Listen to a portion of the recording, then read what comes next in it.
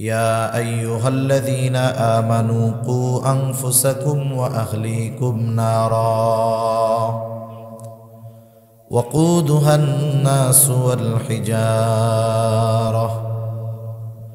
আল্লাহ রাব্বুল আলামিন বলেন, হে ঈমানদারেরা, নিজেকে জাহান্নাম থেকে বাঁচাও, তোমার অধীনস্থদেরকেও জাহান্নামের আগুন থেকে বাঁচাও। প্রথম প্রশ্ন, নিজেকে কেমনে জাহান্নাম থেকে বাঁচাবো? জবাব হলো, ঈমান তো এনেছো, গুনাহ ছাড়ো, নেকের কাজ করো, তথা আল্লাহ তাআলার আদেশ নিষেধ মান্য করার মাধ্যমে তুমি নিজেকে জাহান্নাম থেকে বাঁচাও। নিজের জীবনটাকে শরীয়তের আলোকে পরিচালিত করো, নিজেকে পরিপূর্ণ ইসলামের মধ্যে দাখিল করো। এজন্য আল্লাহ রাব্বুল আলামিন কুরআনুল কারীমের মধ্যে জানায় দেন, ইয়া আইয়ুহাল্লাযীনা আমানু দুখুলু ফিস সিলমি কাফা। আল্লাহ তাআলা বলেন, হে ঈমানদারেরা, তোমরা পরিপূর্ণভাবে ইসলামের মধ্যে দাখিল হয়ে যাও, অন্তর্ভুক্ত হয়ে যাও।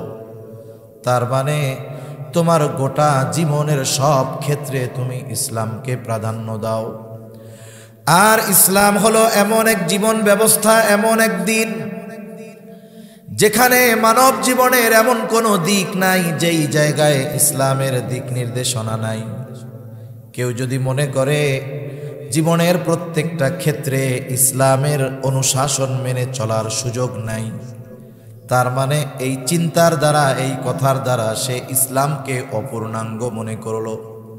বলেন তো, যদি কেউ এটা মনে করে, বলে অথবা বিশ্বাস করে যে ইসলাম হলো পূর্ণাঙ্গ নয়, অপূর্ণাঙ্গ, বলেন তো তার ঈমান থাকবে নাকি চলে যাবে? কারণ আল্লাহ রাব্বুল আলামিন ইসলামকে, এই দিনকে পরিপূর্ণ হিসাবে ঘোষণা করেছেন। বিদায় হজের দিন আরাফার ময়দানে আল্লাহ রাব্বুল আলামিন ওহী নাজিল করে জানায় দেন, আল-ইয়াওমা আকমালতু লাকুম দীনাকুম ওয়া আতমামতু আলাইকুম নি'মাতি ওয়া রাদিতু লাকুমুল ইসলাম দীনা। আল্লাহ তাআলা বলেন, আল-ইয়াওমা আকমালতু লাকুম দীনাকুম, আজকে আমি তোমাদের জন্য তোমাদের দ্বীনকে পরিপূর্ণ করলাম। দ্বীন হলো জীবন ব্যবস্থা। শুধু তাই না, আল্লাহ তাআলা সাথে সাথে বলেন, ওয়া আতমামতু আলাইকুম নি'মাতি, দ্বীন পরিপূর্ণ করার সাথে সাথে আমি আল্লাহ তোমাদের জন্য আমার নিয়ামতকেও পরিপূর্ণ করলাম। উলামায়ে কেরাম, বুজুর্গানে দ্বীন বলেন, এখানে খুব শিক্ষণীয় একটা বিষয় আছে। আল্লাহ তাআলা দ্বীন পরিপূর্ণ করার সাথে সাথে নিয়ামতকে পরিপূর্ণ করার ঘোষণা কেন দিলেন? মূলত আল্লাহ তাআলা আমাদেরকে বোঝাতে চান, ও দুনিয়ার মানুষ, ঈমানদার, এই দ্বীন শুধু যে তোমাদের জন্য নির্দিষ্ট কিছু আইন কানুন বিধি নিষেধ এমনটা নয়, বরং এই দ্বীন যেহেতু পরিপূর্ণ, এই পরিপূর্ণ দ্বীনটাও তোমাদের জন্য বড় একটা নিয়ামত।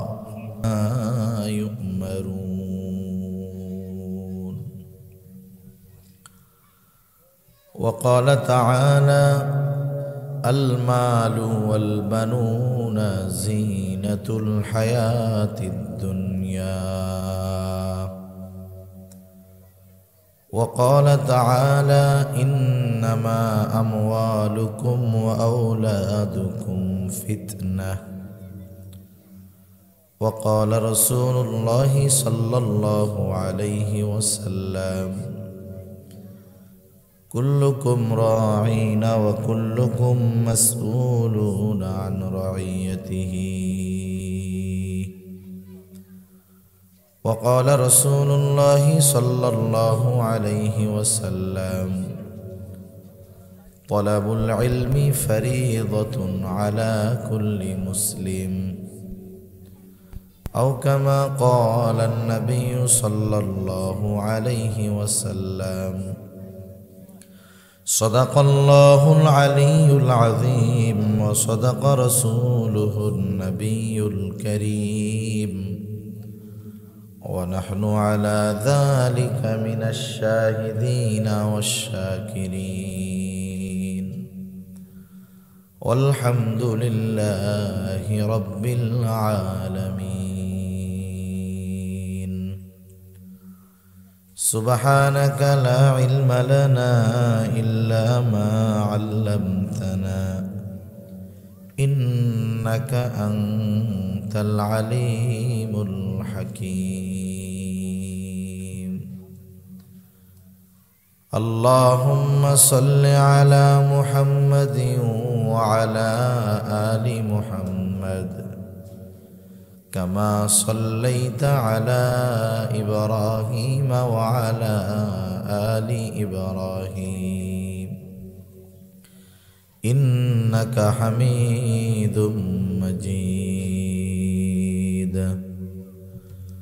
اللهم بارك على محمد وعلى آل محمد كما باركت على إبراهيم وعلى آل إبراهيم إنك حميد مجيد. الحمد لله. ঐতিহ্যবাহী সিলেট জেলার অন্তর্গত বিয়ানীবাজার থানাধীন তরঙ্গ গ্রাম যুব সমাজের উদ্যোগে আয়োজিত আজকের এই তাফসীরুল কোরআন মাহফিলের সম্মানিত শ্রদ্ধেয় সভাপতি, আমন্ত্রিত উলামায়ে কেরাম, সামনে উপস্থিত মুরব্বিয়ানে কেরাম, সমবয়সী যুবক বন্ধু, স্নেহের ছোট ভাই এবং পর্দার অন্তরালে অবস্থানরত সম্মানিত শ্রদ্ধা মা ও বোন, দয়াময় আল্লাহ রাব্বুল আলামিনের দরবারে অগণিত শুকর যে মহান মালিক আমাদেরকে হাজারো মানুষের মধ্য থেকে যাচাই বাছাই করে হাদিসের ভাষায় জান্নাতের বাগানে কিছু দ্বীনি কথা বলবার এবং শ্রবণ করবার সুযোগ যে মহান মানিব দান করেছেন, সে মহান মানিবকে খুশি করার জন্য মহব্বতের সাথে জবান খুলে অন্তর থেকে আমরা একবার কালিমাতুশ শুকর পাঠ করি, আলহামদুলিল্লাহ। অগণিত দুরুদ ও সালাম সৈয়দুল আম্বিয়া, আশরাফুল আম্বিয়া, খাতামুল আম্বিয়া, ইমামুল মুরসালিন, রহমাতুল লিল আলামিন মুহাম্মাদুর রাসূলুল্লাহ সাল্লাল্লাহু আলাইহি ওয়াসাল্লামের উপর। আমি আপনাদের খেদমতে কোরআনুল কারীম থেকে কয়েকটা আয়াত ও রাসূল আকরাম সাল্লাল্লাহু আলাইহি ওয়াসাল্লামের অগণিত হাদিস থেকে দুইটা হাদিস পাঠ করেছি। আল্লাহ তাআলার কাছে তৌফিক চাই, অল্প সময় আল্লাহ তাআলা কিছু কথা আমাকে আপনাদের খেদমতে বলার সুযোগ করে দেন, যে কথাগুলো আমাদের সবার দুনিয়া এবং আখিরাতের জন্য কল্যাণকর হয়। সকলে বলি আমিন। মানুষের কর্মব্যস্ততা হলো এইরকম, একটা মানুষ নিজেকে যেই ধরনের কাজে ব্যস্ত রাখে তার পথ চলাও ওই কর্মের প্রভাবের উপরেই হয়। যেমন কেউ যদি দ্বীনি কাজে নিজেকে ব্যস্ত রাখে তাহলে অন্যান্য বিষয়গুলোর ক্ষেত্রেও সে দ্বীন মেনে চলার চেষ্টা করে। কারো ব্যস্ততা যদি শুধু দুনিয়ামুখী হয়, মানে আখিরাত অর্জনের কোনো চেষ্টা প্রচেষ্টা কোনো কিছু নাই, শুধু দুনিয়া উপার্জন করতে হবে, সে সব ক্ষেত্রে দুনিয়া উপার্জনের ধান্দা করে। এজন্য মানুষের কর্মব্যস্ততাও মানুষের অনেক পথ পদ্ধতি নির্ধারণ করে দেয়। সেই ধারাবাহিকতায় অন্যতম একটা জিনিস, এটা হলো মানুষের শিক্ষা, মানুষের ইলম, জ্ঞান। একটা মানুষ শিক্ষা গ্রহণ করে জীবনের অল্প কিছু সময়, কিন্তু এই শিক্ষার প্রভাব তার উপরে গোটা জীবন বিস্তার করে। যেমন একজন যখন দ্বীন শিখে তখন তার আগামী জীবন বা পরবর্তী হায়াত সে দ্বীনের উপরে চলার চেষ্টা করে। যখন সে জাগতিক শিক্ষায় শিক্ষিত হয় দ্বীনকে বাদ দিয়ে, তখন সে ওই শিক্ষার দ্বারা শুধু দুনিয়া উপার্জনের চেষ্টা করে।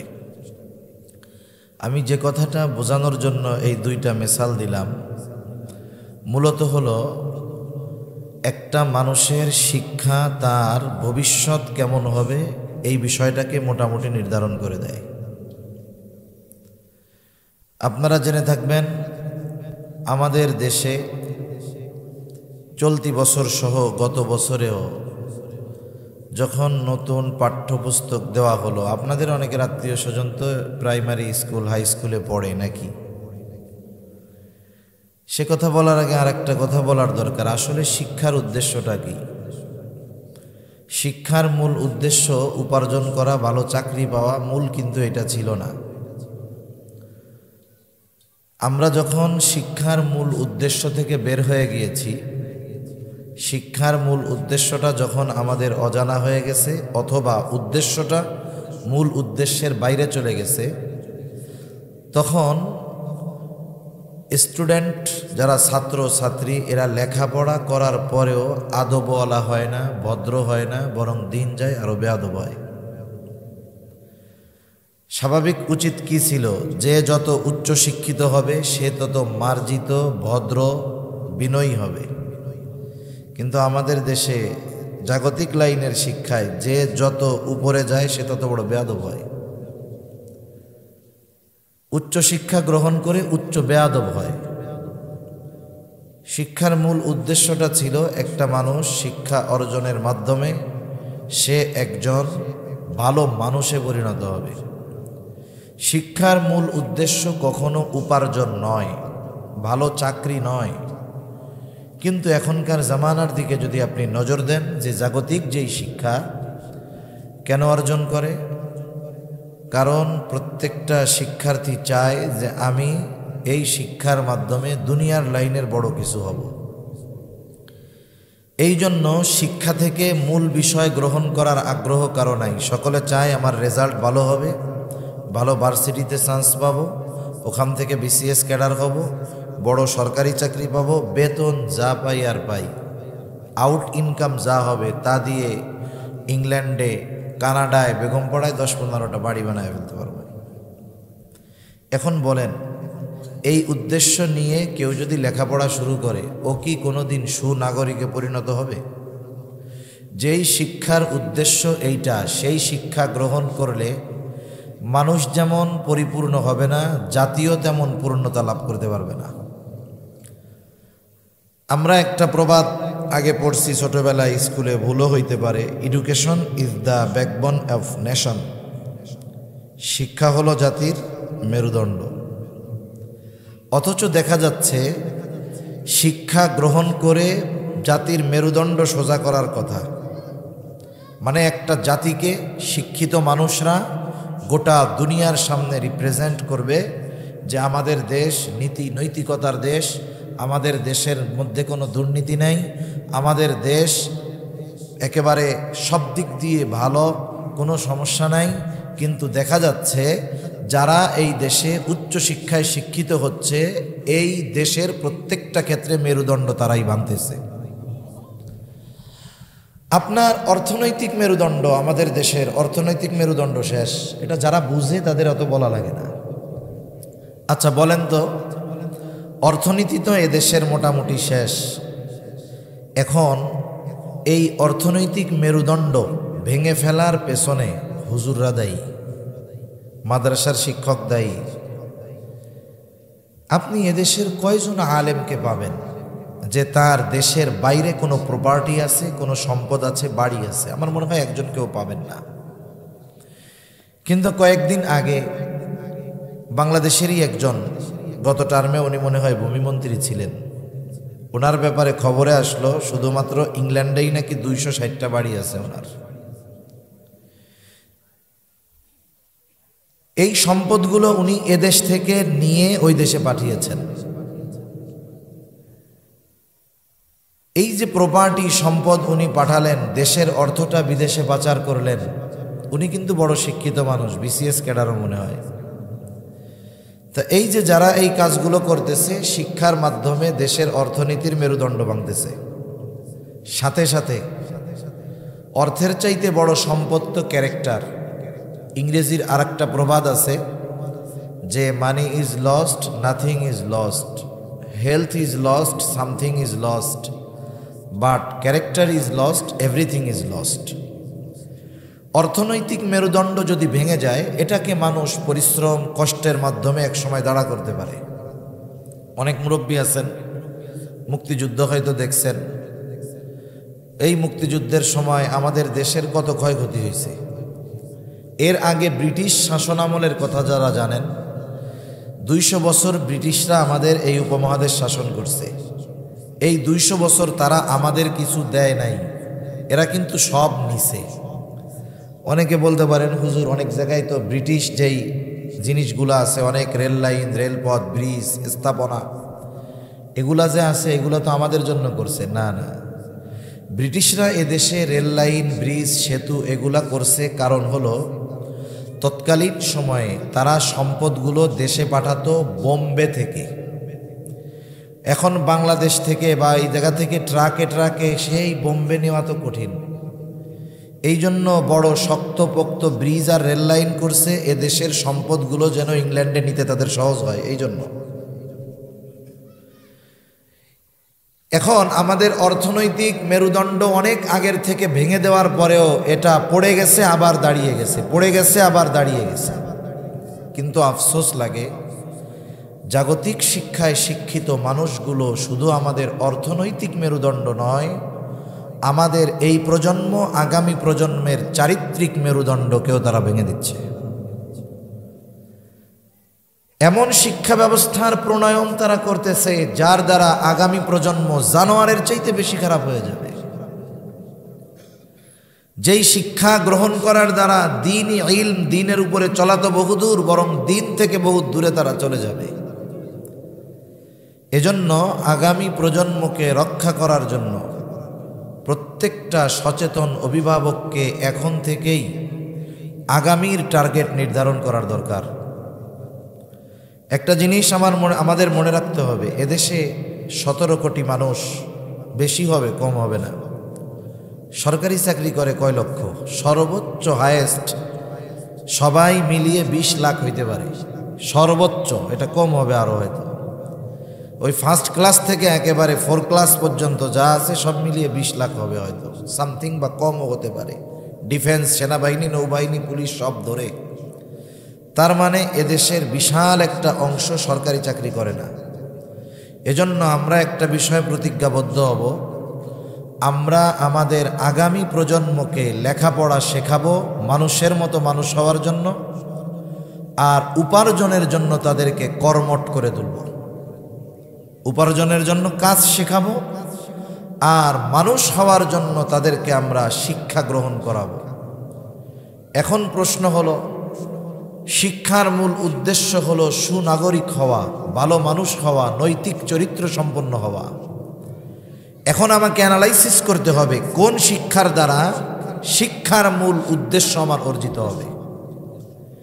এটা যদি সাধারণ জেনারেল সিলেবাসের মাধ্যমে অর্জিত হয় আপনি করাবেন, আর যদি দেখেন না আমাদের জেনারেল কারিকুলামের মাধ্যমে আমার সন্তান আমার জাহান্নামে যাওয়ার কারণ হবে, তাহলে বিকল্প ব্যবস্থা আপনার হাতে আছে। আপনি সন্তানকে ধর্মীয় শিক্ষায় শিক্ষিত করবেন, তাহলে সে সুনাগরিক হবে।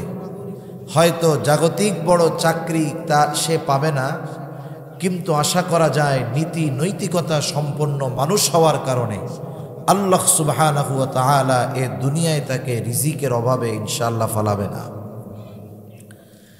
এজন্য সম্মানিত সুধী, যে কথাগুলো বলতে চাচ্ছি আসলে অনেক লম্বা কথা হয়ে যাবে।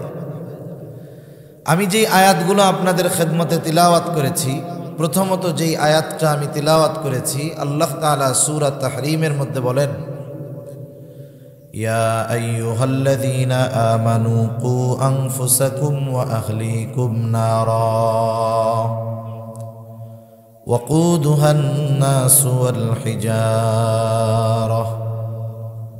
আল্লাহ রাব্বুল আলামিন বলেন, হে ঈমানদারেরা, নিজেকে জাহান্নাম থেকে বাঁচাও, তোমার অধীনস্থদেরকেও জাহান্নামের আগুন থেকে বাঁচাও। প্রথম প্রশ্ন, নিজেকে কেমনে জাহান্নাম থেকে বাঁচাবো? জবাব হলো, ঈমান তো এনেছো, গুনাহ ছাড়ো, নেকের কাজ করো, তথা আল্লাহ তাআলার আদেশ নিষেধ মান্য করার মাধ্যমে তুমি নিজেকে জাহান্নাম থেকে বাঁচাও। নিজের জীবনটাকে শরীয়তের আলোকে পরিচালিত করো, নিজেকে পরিপূর্ণ ইসলামের মধ্যে দাখিল করো। এজন্য আল্লাহ রাব্বুল আলামিন কুরআনুল কারীমের মধ্যে জানায় দেন, ইয়া আইয়ুহাল্লাযীনা আমানু দুখুলু ফিস-সিলমি কাফা।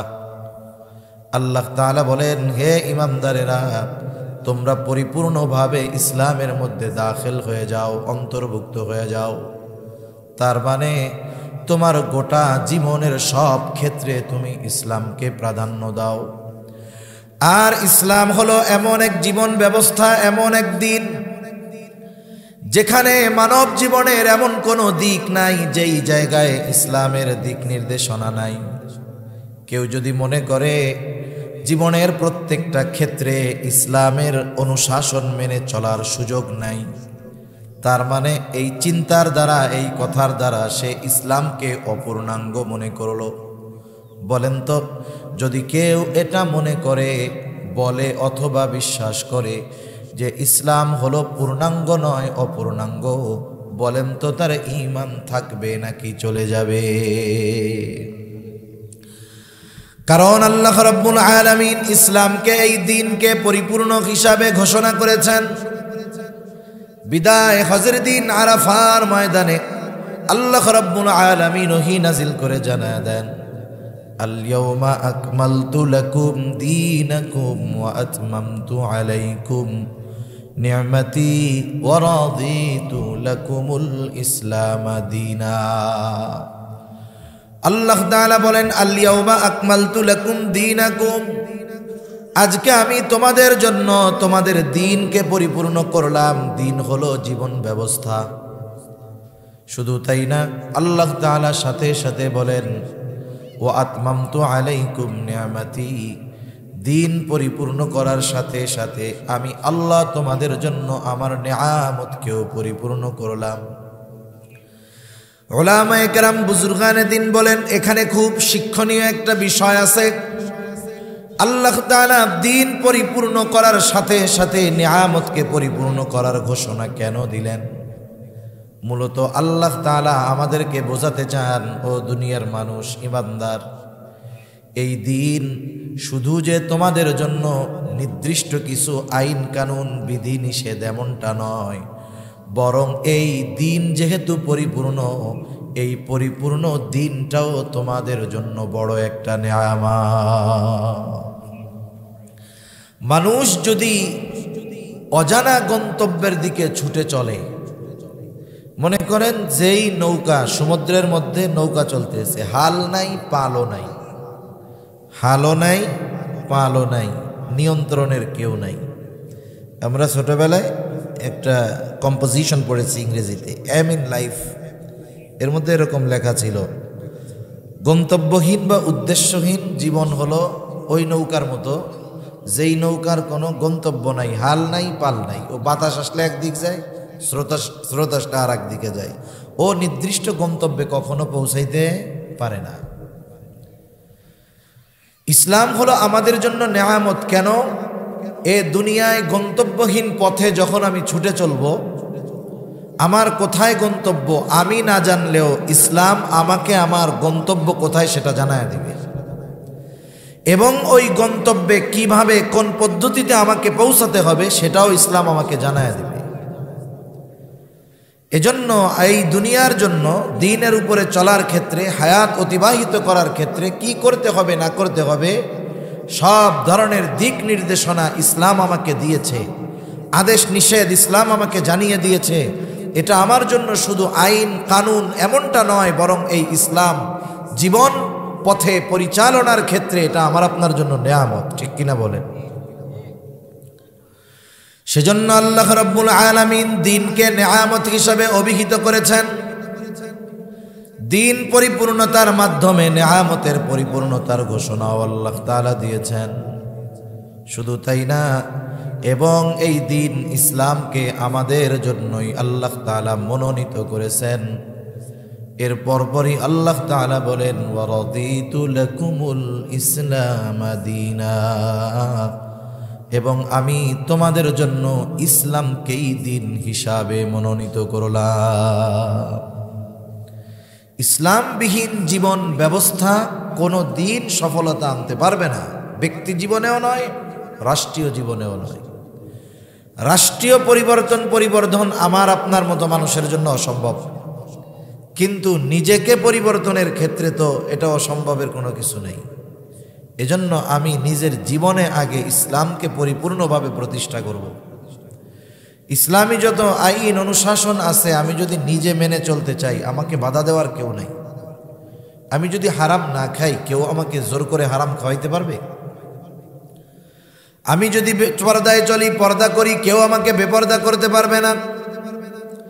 সেই জন্য আল্লাহ তাআলা বলেন, হে ঈমানদারেরা, নিজেকে দ্বীনের উপরে পরিপূর্ণ পরিচালনার মাধ্যমে জাহান্নামের আগুন থেকে বাঁচাও।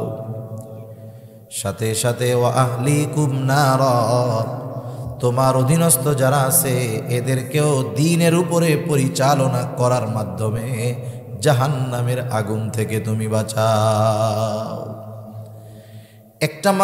একটা মানুষকে পরিপূর্ণ দ্বীনের উপরে পরিচালিত করতে পারে না যদি সে নিজে পরিচালিত না হয়। এখন নিজেকে দ্বীনের উপরে পরিপূর্ণ পরিচালনা করতে হলে দ্বীন সম্পর্কে জ্ঞান থাকার দরকার আছে না নাই? আছে। আমার জন্য কোনটা হালাল, কোনটা হারাম, কোনটা করতে পারবো, কোনটা করতে পারবো না, এ বিষয়গুলো জানতে হবে না? এজন্য মানুষ যদি নিজেকে জাহান্নাম থেকে বাঁচাতে চায়, দ্বীনের উপরে চলতে চায়, তাহলে তার ইলম দরকার। কি দরকার বলেন না? ইলম দরকার। নিজেকে জাহান্নামের আগুন থেকে বাঁচানো যেমন ফরজ, অনুরূপভাবে দ্বীনি ইলম অর্জন করাও ফরজ। কারণ দ্বীনি জ্ঞান ছাড়া কোনো মানুষ নিজেকে জাহান্নাম থেকে বাঁচাতে পারবে না। এই জন্য নবীজি এক হাদিসের মধ্যে বলেন, তলাবুল ইলমি ফরিদাতুন আলা কুল্লি মুসলিম, দ্বীনি ইলম শিক্ষা করা প্রত্যেক মুসলমানের উপরে ফরজ। সে পুরুষ হোক আর নারী হোক, প্রত্যেক মুসলিম নরনারীর উপরে দ্বীন শিক্ষা করা ফরজ। এখন কতটুকু দ্বীন শিক্ষা করতেই হবে, কতটুকু দ্বীন শিক্ষা করা ফরজ? উলামায়ে কেরাম বলেন, কমপক্ষে নিজে পরিপূর্ণ দ্বীনের উপরে চলতে পারে এতটুকু দ্বীন প্রত্যেককেই শিখতেই হবে। ফরজ বিষয়ের দ্বীন শিক্ষা করা ফরজ। মনে করেন নামাজ পড়া এটা ফরজ, নামাজ সম্পৃক্ত সকল মাসালা শিক্ষা করাও ফরজ। এই জন্য আমাদেরকে দ্বীনের উপরে চলার জন্য যতটুকু দ্বীন শেখা দরকার অতটুকু শেখা ফরজ। যদি কেউ ওই পরিমাণ জ্ঞান অর্জন না করে তাহলে সে ফরজ তরকের গুনাহ করতেছে। আবার কেউ কেউ বলেন না, শুধু নিজের জন্য হলে হবে না। কারণ আল্লাহ তাআলা বলেন, হে ঈমানদারেরা, নিজে জাহান্নামের আগুন থেকে বাঁচো, অধীনস্থদেরকেও বাঁচাও। তার মানে নিজে জাহান্নাম থেকে বাঁচার জন্য যতটুকু জ্ঞান শিখতে হবে, ইলম শিখতে হবে, ওইটুকুর সাথে সাথে অধীনস্থদেরকে দ্বীনের উপরে পরিচালনা করার জন্য যেই জ্ঞান, যেই ইলম দরকার সেটাও শিক্ষা করা ফরজ। তার মানে নিজে এবং অধীনস্থদেরকে জাহান্নাম থেকে বাঁচানোর জন্য যতটুক ইলমে দ্বীন দরকার এটা শিক্ষা করা ফরজ। মনে রাখবেন, আমাদের দেশে শিক্ষা ব্যবস্থা দুই ভাগে বিভক্ত। কয় ভাগে? দুই ভাগে। একটা হলো জাগতিক শিক্ষা আর একটা হলো ধর্মীয় শিক্ষা। জাগতিক শিক্ষাটা আবার দুই ভাগে বিভক্ত। একটা হলো জাগতিক উপকারী জ্ঞান, জাগতিক অনুপকারী জ্ঞান। জাগতিক মানে এই দুনিয়ার কিছু শিক্ষা আছে যেটা মানুষের জন্য কল্যাণকর, কিছু শিক্ষা আছে এর মধ্যে কোনো কল্যাণ নাই, বরং ওই শিক্ষা অর্জন করে জাহান্নামে যাওয়া লাগতে পারে। যেমন আমাদের পাঠ্যপুস্তকের মধ্যে এমন কিছু বিষয় ঢুকায় দেওয়ার চেষ্টা করে না, ওরা ঢুকায় দিছেও, প্রতিবাদ করা হইতেছে। আসলে প্রতিবাদ যে হিসাবে দরকার ছিল সেই হিসাবে আমরা করতে পারতেছি না। আমরা অভ্যন্তরীণ কলহ দ্বন্দ্বের মধ্যে লিপ্ত আছি, অথচ এই যে শিক্ষা ব্যবস্থার মধ্যে পাঠ্যপুস্তকের মধ্যে যেই বিষয়গুলো ঢুকায়া দেওয়া হলো, বিষয়গুলো ঢুকায় দেওয়ার মাধ্যমে নির্দিষ্ট কোনো দলের ক্ষতি তারা করতেছে তা না, বরং সব মুসলমানের ক্ষতি করতেছে, ইমানের ক্ষতি করতেছে। ট্রান্সজেন্ডারের বিষয়টা একেবারে সহজ করে তুলে ধরতে চাচ্ছে। আগামী প্রজন্মকে দিনহীন করার যেই শিক্ষা ব্যবস্থা, যেই পাঠ্যপুস্তক প্রণয়ন করা হচ্ছে, এর প্রতিবাদ দল মত নির্বিশেষে সকল ধর্মের মানুষের করার দরকার ছিল। এখন বলতে পারেন সব ধর্মের কেন? ইসলাম যেমন এই ট্রান্সজেন্ডার ইস্যুর বিষয়ে সরাসরি ফতোয়া, এ বিষয়ের কোনো সুযোগ নাই, এই বিষয়টা মাইনা নিলেই তো সে বেঈমান। অন্যান্য ধর্মের মধ্যেও এই ট্রান্সজেন্ডার বিষয়টা মেনে নেওয়ার কোনো সুযোগ নাই। এজন্য উচিত ছিল এটাকে শুধু ধর্মীয় ইস্যু মনে করে মুসলিমরাই বরং এটাকে জাতীয় আন্তর্জাতিক ইস্যু মনে করে সকল ধর্মের মানুষের সম্মিলিত প্রতিবাদ দরকার ছিল। কিন্তু আফসোস, আমাদের দেশের যারা শীর্ষস্থানীয় যারা এটার প্রতিবাদ করবে, হয়তো তারা আমাদের সাধারণ মানুষের কাছে কথাটাগুলোকে ওইভাবে গুরুত্ব সহকারে আমরা পৌঁছাইতে পারি না। এটা আমাদের ব্যর্থতা। জনসাধারণকে সচেতন করার দরকার ছিল, কিন্তু আমরা হয়তো পারি নাই। তাহলে জাগতিক শিক্ষা দুই ভাগে বিভক্ত, একটা হলো কল্যাণকর আর একটা হলো অকল্যাণকর। যেমন জাগতিক শিক্ষার একটা শিক্ষা আছে, জাগতিক শিক্ষায় ডারউইনের মতবাদ শিক্ষা দেওয়া হয়। যেমন মানুষ হইছে বলে বানর থেকে, নাউজুবিল্লাহ বলেন। এখন মানুষ কেমনে হইল?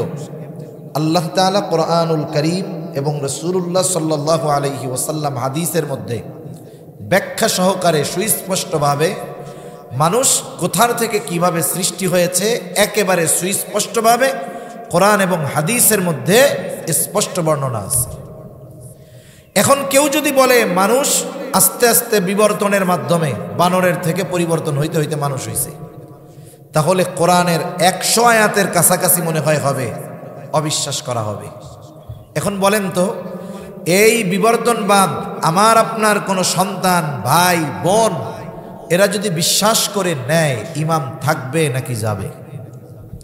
তাহলে জাগতিক শিক্ষার একটা পার্ট এটা ক্ষতিকর, উপকারহীন, এতটা উপকারহীন যে ওটা বেঈমান বানায় ফেলতে পারে। জাগতিক শিক্ষার আর একটা পার্ট সেটা উপকার। যেমন মাদ্রাসায় পড়ে ডাক্তার হওয়া যাবে না, এটা বাস্তব কথা। কওমি মাদ্রাসায় পড়ে ডাক্তার হইতে পারবে না। ইঞ্জিনিয়ার হতে পারবে না, কারণ এখানে ওই সাবজেক্ট পড়ানো হয় না, জাগতিক লাইনে পড়ানো হয়। এখন একজন ডাক্তার হলো, ইঞ্জিনিয়ার হলো, এটা উপকারী শিক্ষা। উপকারী জ্ঞান, এই জ্ঞান অর্জনে ইসলাম কখনো মানা করে না, বরং কিছু কিছু ক্ষেত্রে উদ্বুদ্ধ করে। এখন এই জাগতিক উপকারী শিক্ষা পরকালীন উপকারের কারণ হতে পারে। কেমনে?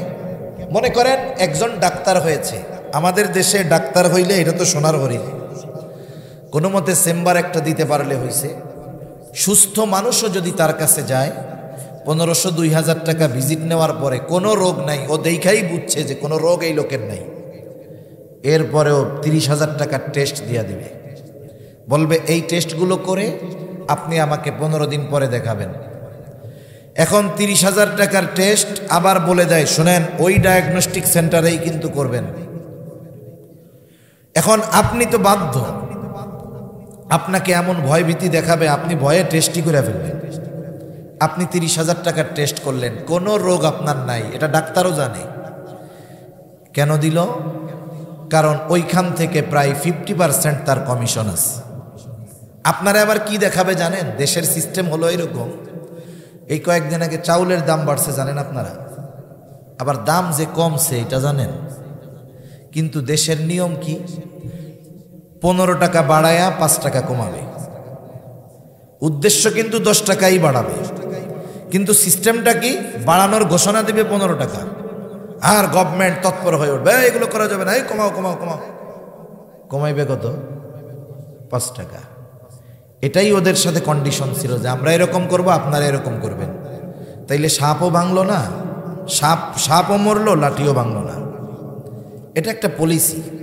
আপনারা আবার বলবে, হুজুর আপনি তো আমার মহব্বতের মানুষ, আপনার জন্য 20% ডিসকাউন্ট করে দিলাম। আপনি চিন্তা করবেন, ওরে বাবা আমারে খুব মহব্বত করে, 20% ডিসকাউন্ট দিয়ে দিছে আমারে। আসলে কাহিনীটা কি, আপনারেও খুশি রাখলো আবার কামাইও করলো। আবার কয়দিন পরে যখন দেখাইতে যাবেন তখন আবার হাফ ভিজিট দিবেন। এই ধরনের ডাক্তার সমাজে কম না বেশি? এখন বলেন তো, সে তো জাগতিক উপকারী জ্ঞান অর্জন করেছিল, কিন্তু এই উপকারী জ্ঞানের সৎ ব্যবহার না হওয়ার কারণে এই জ্ঞানটা তার আখিরাতের জন্য কল্যাণকর হবে না ক্ষতিকর হবে? সে মানুষকে ঠকাইছে, ধোঁকা দিয়েছে। আর নবীজি বলেন, মান গাশশানা ফালাইসা মিন্না, যে ধোঁকা দেয় সে আমার উম্মত না।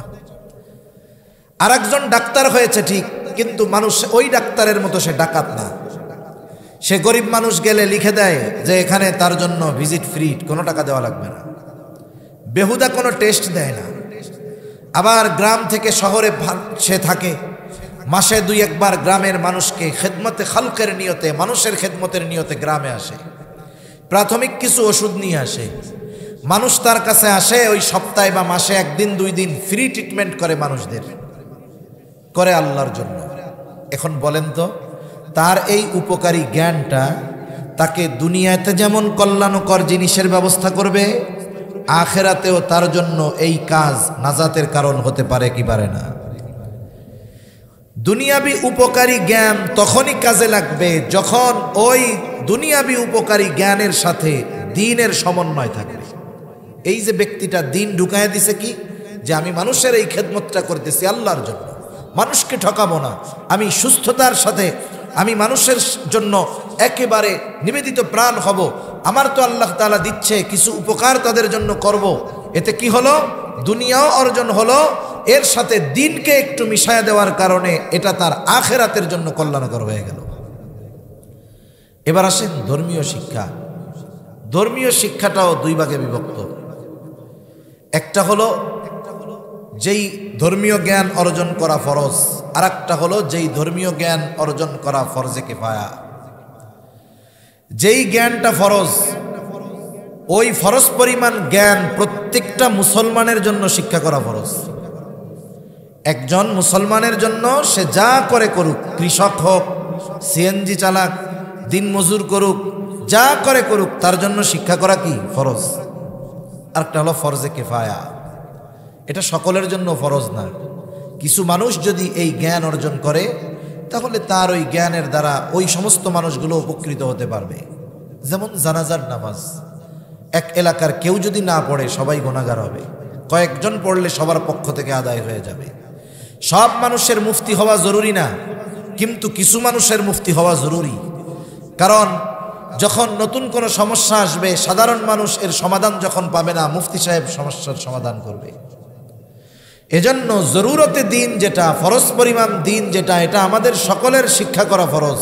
উচিত ছিল এই মুসলিম দেশে প্রত্যেকটা শিক্ষা প্রতিষ্ঠানে, ওটা স্কুল হোক আর মাদ্রাসা হোক, জরুরতে দিন শিক্ষার ব্যবস্থা প্রত্যেকটা প্রতিষ্ঠানে থাকার দরকার ছিল। কিন্তু আমাদের স্কুলগুলোতে আছে? জোরে বলেন না, আছে? নাই। তাহলে যেই শিক্ষাটা ফরজ সেটাই নাই, বরং শিক্ষা হচ্ছে এমন যেই শিক্ষা গ্রহণ করে আমাদের মুসলমানের সন্তানেরা বেঈমান হওয়ার দিকে ধাবিত হয়ে যাচ্ছে। এজন্য অভিভাবক হিসাবে আমাদের সচেতন থাকতে হবে। আমি যদি আমার সন্তানকে ফরজ পরিমাণ দিন শিক্ষার ব্যবস্থা না করি, সন্তানের হক এটা, তাহলে ওই সন্তান যদি বদ্দিন হয়, ওই সন্তান যদি কিয়ামতে জাহান্নামী হয়, আমি বাবা যত ভালো নেককার বুজুর্গ হই না কেন, আমাকে ধরা পড়তে হবে ওই সন্তান আমার ওই অধীনস্থ ব্যক্তির কারণে আমার জান্নাতে যাওয়া কঠিন হয়ে দাঁড়াবে। এজন্য আল্লাহ রাব্বুল আলামিন বলেন, পরিপূর্ণ দ্বীনের উপরে চলার মাধ্যমে নিজেকে জাহান্নাম থেকে বাঁচাও। অধীনস্থদেরকে জাহান্নাম থেকে বাঁচাবা কেমনে? দ্বীনের উপরে চলার শিক্ষা প্রদান করার মাধ্যমে। কারণ ছোট বাচ্চা যখন ছোট থাকে সে অবশ্যই কারো না কারো অধীনে থাকে। ছোট বাচ্চাদের দ্বীন শিক্ষা দেওয়া এটা তাদের অন্যতম হক। এই জন্য কোনো অভিভাবক যদি সন্তানকে জরুরতে দ্বীন শিক্ষার ব্যবস্থা না করে, ওই অভিভাবক তার সন্তানের হক নষ্ট করে। এজন্য আপনি আপনার সন্তানকে বড় হয়ে কি বানাতে চান সেটা পরের কথা, কিন্তু তার ভিত্তিমূলক শিক্ষাটা দ্বীনি শিক্ষায় শিক্ষিত করার দরকার আছে না নাই? আছে। এজন্য দেখবেন হাই লেভেলের জেনারেল শিক্ষিত যারা অথবা জাগতিক শিক্ষার উচ্চ শিক্ষার যেই বিষয়গুলো ওগুলার চাইতে প্রাইমারি শিক্ষায় বাচ্চাদেরকে এমন কিছু মগজে ঢুকায় দেওয়ার চেষ্টা করা হয় যার দ্বারা ওই শিশু বাচ্চার মননে বিকাশে ইসলাম বিদ্বেষী ভাব ফুটে ওঠে। এই জন্য ক্লাস 3-র মধ্যে ধর্ম বইয়ের মধ্যে কি করছে, ইসলাম ও নৈতিক শিক্ষা বই, এর কাভার পেজের পেছনের ভেতরের পাশে ওইখানে দুর্গার মূর্তি দিয়ে রাখছে। 2, 4, 5, 10টায় যদি ভুল হইতো বুঝতাম, ওটা দেশে হইল কেন? তার মানে এটা ইচ্ছাকৃতভাবে করছে যে আমাদের অবস্থা কি, আমরা কোনো প্রতিবাদ করি কিনা, বলি কিনা, এ বিষয়টা যাচাই বাছাই করার জন্য এটা করেছে। যখন সাধারণ মুসলিমও ফুসলে উঠছে, আস্তে করে পরের দিন থেকে বইগুলো আবার মার্কেট থেকে উঠায় নিয়ে গেছে। এ দুষ্টমিটা করার কি দরকার ছিল? এত টাকা ব্যয় করার কি দরকার ছিল? ওদের টাকা ব্যয় কোনো ব্যাপার না, কারণ যারা ইসলাম বিদ্বেষী ওদের কাছে আমরা আমাদের ইমানের মূল্য না বুঝলেও ওরা আমাদের ইমানের দাম বুঝে। এই জন্য ব্যাপক অর্থ ব্যয় করে ওরা আমাদের ইমান কিনতে চায়। গোটা দুনিয়া, দেশের মধ্যে আমাদের দেশ সহ গোটা দুনিয়া আছে খ্রিস্টান মিশনারি যারা আছে, এনজিও যারা আছে, এদের উদ্দেশ্য কি? এদের উদ্দেশ্য হলো মূলত দিনহীন করা আমাদেরকে। ও সম্প্রতি সময়ের একটা কথা না বললেই তো নয়, বাংলাদেশের এনজিওগুলোর মধ্যে অন্যতম এক এনজিও সংস্থা হলো ব্যারাক। নাম শুনছেন? আছে আশেপাশে ব্যারাকের শাখা। ব্যারাক গোটা বাংলাদেশে ঘরে ঘরে সুদ পৌঁছায়া দেওয়া, এই কর্ম যারা করছে, সুদ পৌঁছায়া দেওয়ার ব্যবস্থাপনা যারা করছে, এদের মধ্যে 1 নম্বর ব্যারাক আর 2 নম্বর হলো গ্রামীণ ব্যাংক। মনে রাখবেন, একজন মানুষ নোবেল পুরস্কার কয়েক কারণে পায়। নোবেল পুরস্কার যদি এমন কিছু করতে পারেন যার দ্বারা গোটা মুসলিম উম্মার বড় ক্ষতি হবে, আপনি করেন, দেখবেন আপনিও নোবেল পুরস্কার পেয়ে গেছেন। ডক্টর ইউনূসরে নোবেল পুরস্কার দিছে কেন? ও কি করছে? অর্থনীতির কি করছে সে? বরং এদেশের ইতিহাস যদি ঘাটা হয়, ঘরে ঘরে সুদ পৌঁছায়া দেওয়ার অবদান রাখছে ও। ইমানহীন করার মিশনে এই ইউনূসের অবদানের কারণে নোবেল কমিটি ওকে অর্থনীতিতে নোবেল দিয়েছে, ওকে নোবেল পুরস্কার দিয়েছে। এই জন্য ফজলে হাসান আবেদ মারা গেছে। এই মানুষগুলোর যে আকীদা বিশ্বাস, এদের জন্য মাগফিরাতের দোয়া করা যায় না, কারণ ও যেই বিশ্বাসের উপরে মরছে, ওদের জন্য মাগফিরাতের দোয়া করা যায় না, যদিও মনে হয় মুসলমান ঘরের সন্তান। ফজলে হাসান আবেদ, কত সুন্দর নাম দেখছেন? এইরকম নাম অনেক মৌলভী সাহেবেরও নাই। একটা মানুষের নাম দেখে বোঝা যায় যে ওর বাপ মা কেমন ছিল। নামের মাধ্যমে এটা বোঝা যায় ওনার মা বাবা মনে হয় মোটামুটি দিন বুঝতেন, নাহলে এত সুন্দর নাম তো রাখার কথা না। সদু মধু কদু রাখতো নাম তৈলে, এত সুন্দর নাম রাখছে। এই লোকটাকে ব্রিটিশরা নাইট উপাধি দিয়েছে, স্যার উপাধি দিয়েছে। এটা নোবেলের পরে বড় একটা পুরস্কার। কেন দিছে? ব্যারাক প্রতিষ্ঠা করার জন্য। ব্যারাক কি করে? ব্যারাকের কিছু মিশন আছে, শিক্ষা মিশন আছে, অর্থনৈতিক মিশন আছে। ব্যারাক একটা বড় ইউনিভার্সিটিও আছে। এই ব্যারাকের কাজ হলো, ব্যারাক এনজিওর কাজ হলো প্রত্যন্ত অঞ্চলে সুবিধা বঞ্চিত শিশুদের জন্য শিক্ষার ব্যবস্থা করা আর দরিদ্রদের মাঝে সুদের উপরে লোন দেওয়া। এই দুইটা হলো তাদের মূল স্কিম। এরপরে তাদের প্রপার্টি ব্যবসা আরও তারা বাড়াইছে। এখন এই ব্যারাক যেই সব জায়গায় প্রতিষ্ঠান ছিল ব্যারাকের, মানুষ ফ্রি পড়তে যাইতো, ছোট ছোট বাচ্চারা যাইতো, তাদেরকে শিক্ষা দিত, সুকৌশলে ইমানহীন তাদেরকে করা হইত। এর পদ্ধতি একটা আমি আপনাদের বলি, এগুলো আমরা ওলামায়ে কেরাম বলার কারণে ওরা অনেকটা চেপে যায়, না বললে তো করতেই থাকবে।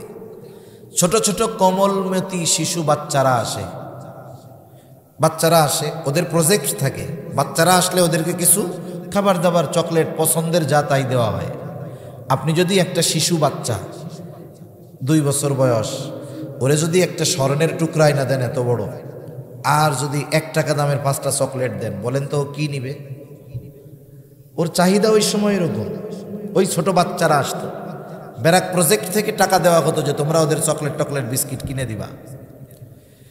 এইবার বাচ্চাদেরকে বলতো তোমরা চোখ বুঝে আল্লাহর কাছে চকলেট চাও তো। এইবার বলে আল্লাহ, ছোট বাচ্চা তো বুঝে না, তো বলে আল্লাহ চকলেট দেন, চকলেট দেন, চকলেট দেন। এখন চকলেট তো আসে নাই। এইবার চোখ বন্ধ করে আপুর কাছে চকলেট চাও তো, বলে আপু চকলেট দেন, চকলেট দেন। এবার আপু সবার হাতে হাতে এক একটা চকলেট দিত। এবার সবার হাতে চকলেট চলে গেছে। এখন আপু জিজ্ঞাসা করে ছোট ছোট কোমলমতি বাচ্চাদের, বলো তো চকলেট কে দেয়? আল্লাহ দেয়? বলে না, আল্লাহ দেয় না। চকলেট কে দেয়? বলে আপু দেয়।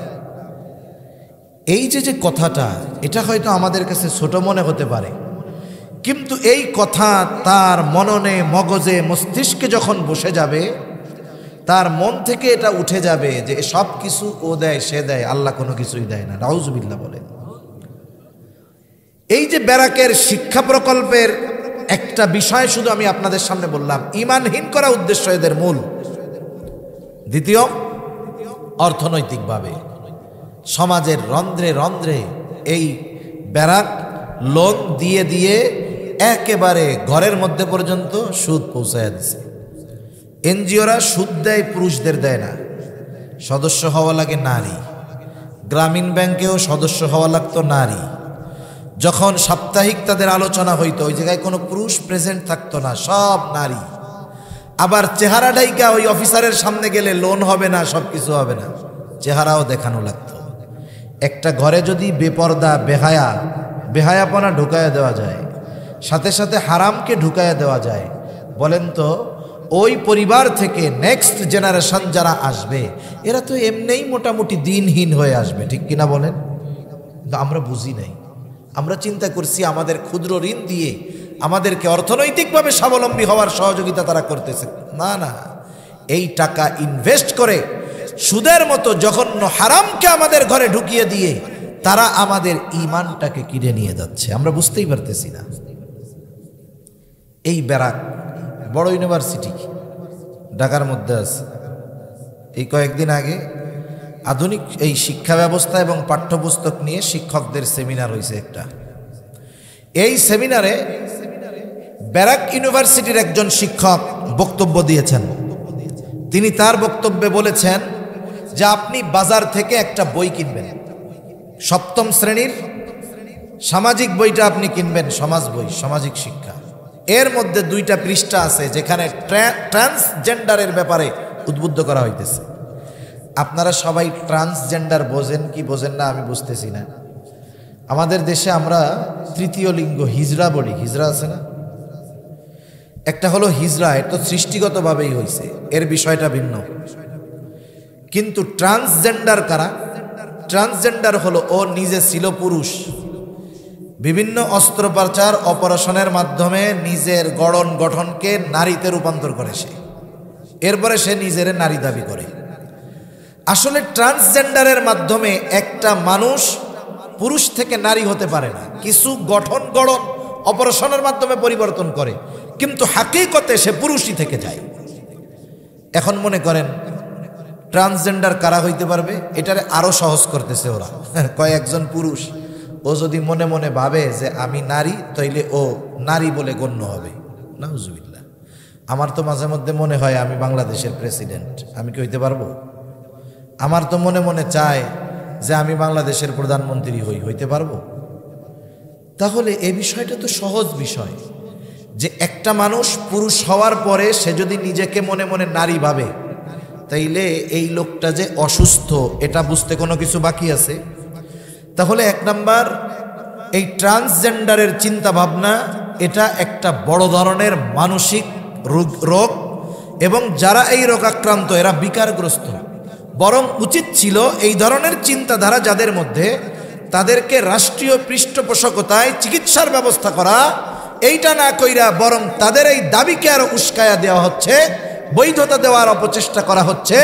তাহলে কি হবে দেখেন, মুসলিম সভ্যতা বাদ দেন, মুসলিম ধর্মের কথা বাদ দেন, হিন্দু, বৌদ্ধ, খ্রিস্টান সব ধর্মের কথাই আপনি আনেন, কারো ঘরে হইছে ছেলে, ওই লোক যদি কয়দিন পরে যদি বলে আব্বা আমার তো মেয়ে মেয়ে মনে হইতেছে, তাইলে যে সামাজিক চেন, পারিবারিক চেন, পারিবারিক ধারাবাহিকতা, এগুলো কি অক্ষুণ্ণ থাকবে? থাকবে না। মেয়ে যদি মনে করে আব্বা আমারে ছেলে ছেলে মনে হইতেছে, তাহলে কি করবে? কিছু অপারেশন করে কিছু অঙ্গ কেটে ফেলবে, কিছু অঙ্গ হয়তো জুড়ায়া দিবে, কিন্তু সৃষ্টিগতভাবে আল্লাহ তাআলা কিছু বিষয় দিয়েছেন, ওইগুলো তো তার মধ্যে আসবে না। আর সৃষ্টির এই পরিবর্তন করা, এটা নিঃসন্দেহে বড় কুফরি এবং ঈমানহীন হওয়ার অন্যতম এক কর্ম। এটা যারা করবে, যারা বৈধতা দিবে, যারা আইনের সমর্থন দিবে, সবগুলো বেঈমান, কোনো সন্দেহ নেই। এগুলো আমাদের বুঝতে হবে। হিজরার মাসালা আলাদা, মনে রাখবেন। অনেক সময় ছোট বাচ্চা হইছে, সে উভয় লিঙ্গ, ছেলে মেয়ে দুইটা আলামত নিয়েই জন্ম নিছে। বঙ্গবন্ধু মেডিকেল কলেজ বিশ্ববিদ্যালয়ের একজন প্রফেসর, শিশু বিশেষজ্ঞ, উনি বলতেছেন আমাদের সমাজে সচেতনতার অভাব, এই জন্য অভিভাবক লজ্জায় যখন কোনো বাচ্চা হিজড়া হয় একে চিকিৎসকের কাছে নেয় না। অথচ যদি চিকিৎসকের কাছে ছোটবেলায় নিত, এই ছোট্ট একটা অপারেশনের মাধ্যমে তার এই সমস্যাটা দূর করা যাইত। হয়তো তো ছেলেও হইতো, নাহলে মেয়ে যে কোনো একটা হয়ে যাইতো, কোনো সমস্যা ছিল না। কিন্তু এনারা আনে না। এরপরেও বড় হওয়ার পরেও কোনো হিজড়া যার মধ্যে দুইটাই আছে, মানে পুরুষের আলামতও আছে, নারীর আলামতও আছে। মাসালা হইল, নারীর আলামত যদি বেশি থাকে সে নারী হিসাবে ধর্তব্য হবে, পুরুষের আলামত বেশি থাকলে পুরুষ হিসাবে ধর্তব্য হবে। কিন্তু কোনো ওই হিজড়া যদি চায় যে তার মধ্যে পুরুষের আলামত বেশি, সে ওই নারীর যেই বিষয়গুলো আছে এগুলো বের করে ফেলবে, অপারেশন করবে, এটা তার জন্য বৈধ হতে পারে, কারণ সে অসুস্থ, চিকিৎসা গ্রহণ করছে। আর একজন পরিপূর্ণ ছেলে সে কিভাবে অপারেশনের মাধ্যমে নিজে নারী হতে চায়, এটা নিঃসন্দেহে বিকারগ্রস্ত আর মানসিক রোগী ছাড়া কোনো সময় সম্ভব হতে পারে না।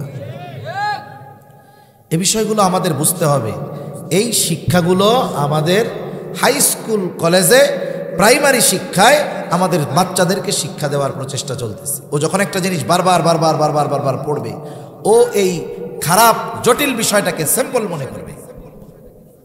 এজন্য উলামায়ে কেরাম অনেক সচেতন, সতর্ক, উম্মার কল্যাণের ফিকির করে। দেখেন, আমরা কখনোই উলামায়ে কেরাম বলে না যে নারীদের জন্য নারী শিক্ষা বাদ দাও। কোনো আলেম এই কথা বলছে যে নারী শিক্ষা বাদ দেন, নারীদের শিক্ষা লাগবে না? না না, উলামায়ে কেরাম সহশিক্ষার বিরোধিতা করছে। আসলে আমরা কি করব? রোগ তো চতুর্দিকে, বলতে চাই একটা, স্মরণ আসে আর একটা। কোনটা বলবো আমরা? একটু খেয়াল করে দেখেন, আমরা অনেক সময় যারা একটু রক্ষণশীল ফ্যামিলি, দিনের উপরে চলার চেষ্টা করি, আমরা ছেলেদেরকে ছেলেদের সাথে চলাফেরায় উদ্বুদ্ধ করি, মেয়েদেরকে মেয়েদের সাথে চলায় উদ্বুদ্ধ করি। আবার দেখেন, এই জীবনে খেলাধুলার সামগ্রী, বাচ্চাদের খেলাধুলার সামগ্রী, ছেলেদেরটা দিয়ে ছেলেরা খেলবে, মেয়েদেরটা দিয়ে মেয়েরা খেলবে। এটা গ্রামে যাদের একটু দিনই বুঝ আছে তারা এখনো সচেতন থাকে। ছেলেদেরকে মেয়েদের সাথে খেলাধুলা করতে দেয় না, ছোট হলেও। কেন দেয় না? উলামায়ে কেরাম এই ব্যাপারটা খুব সচেতনতার সাথে বলছেন যে একটা ছোট বাচ্চা, ছেলে যদি মেয়েদের জিনিসপত্র নিয়ে খেলাধুলা করে, মেয়ে সাজে, অনেক মা বাবা আছে বুঝে না, ছেলেটা সুন্দর, ওরে মাঝে মধ্যে মেয়ের মতো সাজায়, এটা বড় বোকামি কাজ। অনেক মা বাবা আছে আল্লাহ তাআলা ছেলে দেয় নাই, এইবার মেয়েটারে প্যান্ট গেঞ্জি টেঞ্জি পরাইয়া ওইটারে পোলাই বানায় ফেলছে। এসব কাজ খুব খারাপ। আপনি যে তাকে যেভাবে গড়ে উঠাচ্ছেন এর প্রভাব পূর্ণ তার উপরে পড়বে। এজন্য ছোট বাচ্চারা শিশুকাল থাকতেই